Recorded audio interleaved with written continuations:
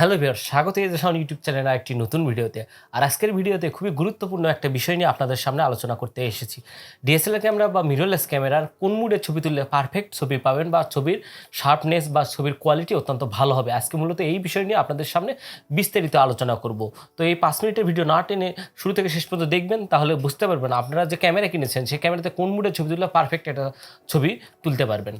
প্রথমেই বলে নেই যে আপনারা সাধারণত 3টি মুড সম্পর্কে আজকে বলবো। একটা হচ্ছে অটো মুড, 2 নম্বর হচ্ছে এভি মুড বা অ্যাপারচার প্রায়োরিটি মুড বা অ্যাপারচার ভ্যালু মুড, 3 নম্বর হচ্ছে ম্যানুয়াল মুড।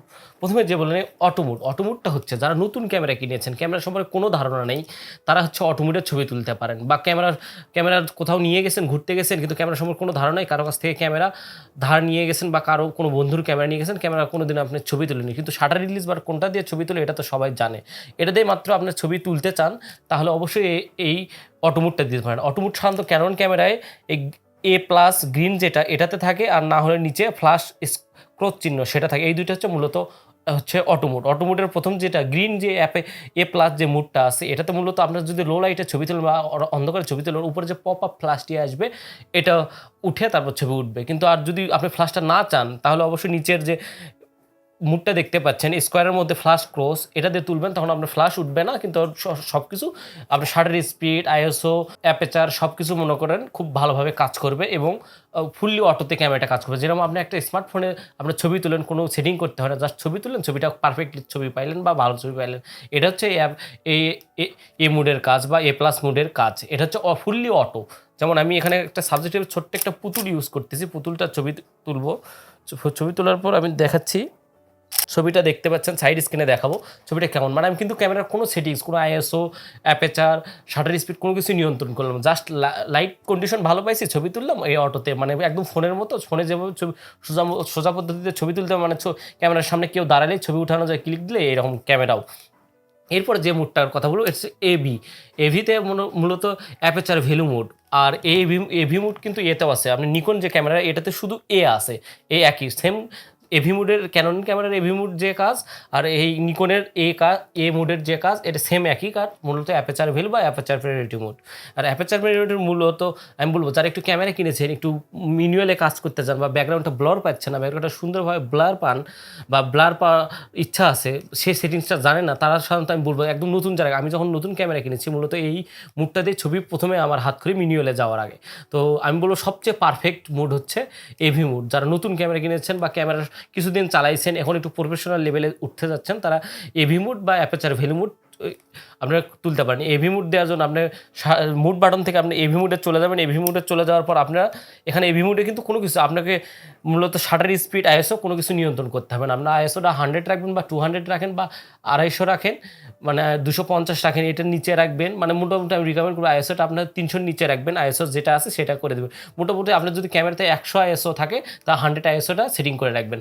এরপরে মূলত আপনারা প্রাইম লেন্স হইলে সবচেয়ে ভালো এটা রেজাল্ট পাবেন। যদি প্রাইম লেন্স 1.8 হয়, যেমন ক্যানোনের এটা একটা প্রাইম লেন্স 1.8, এইরকম ধরনের যদি লেন্স হয়, আপনারা অবশ্যই এখানে এফ পয়েন্টটা মানে অ্যাপেচার ভ্যালুটা নিচে দিয়ে রাখবেন, 1.8 রাখবেন। 1.8 দেওয়া থাকলে আপনার অ্যাপেচারটা বড় হয়ে যাবে, লাইট সোর্সের পরিমাণ বা লাইট ঢোকার পরিমাণটা বৃদ্ধি পাবে।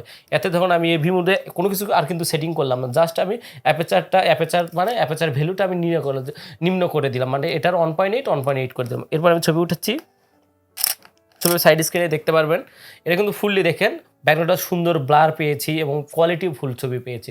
যারা বিশেষ করে ব্যাকগ্রাউন্ডটা ব্লার পাচ্ছেন না বা ক্যামেরা কিনছেন, ক্যামেরা ব্যাকগ্রাউন্ডটা মনের মতো ব্লার হচ্ছে না, তারা যদি প্রাইম লেন্স 50 বা 85 হয়, তাদের বেশি রিকমেন্ড করবো। যারা ওয়েডিংয়ের কাজ শুরু করছেন, বেশি কিছু জানেন না, তারাও কিন্তু আউটডোর, বিশেষ করে ডে লাইট, আপনার কোনো ছাতা, অক্টা বক্স বা ফ্ল্যাশ লাইট, এক্সটার্নাল কোনো লাইট ইউজ না করে শুধু সানলাইটে মানে ন্যাচারাল লাইটে আপনার এভি মধ্যে ছবি তুলবেন। আপনারা যদি সিঙ্গেল ছবি তোলেন, সিঙ্গেল ফোকাস পয়েন্টে, এবং যদি গ্রুপ ছবি তোলেন সার্ভো ফোকাস পয়েন্টে তুলে দেখেন, 100% কোয়ালিটিফুল একটা ছবি পাবেন। আমি মূলত ম্যানুয়ালে যাওয়ার আগে এই এভি মুড বা অ্যাপারচার ভ্যালু মুড দিয়ে ছবি তুলেছি, এবং সাইড স্ক্রিনে দেখতেই পাচ্ছেন। আপনারা যারা বিশেষ করে আউটডোর ফটোগ্রাফি করতে চাচ্ছেন, ক্যামেরা কিনেছেন, আউটডোর করবেন, ছেলেদের ছবি তুলবেন বা মেয়েদের ছবি তুলবেন, বিশেষ করে আউটডোর ফটোগ্রাফি করতে চাচ্ছেন, তার জন্য সবচেয়ে বেশি রিকমেন্ড করবো এভি মুড বা অ্যাপারচার ভ্যালু মুডটা।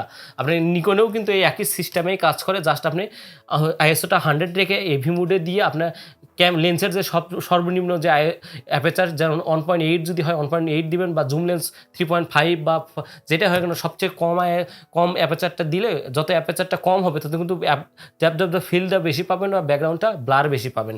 এই জন্য আপনি এটা করতে পারেন। আর যারা সেমি প্রফেশনাল বা প্রফেশনাল লেভেলে একটু কাজ করেন তারাও এটা করতে পারেন।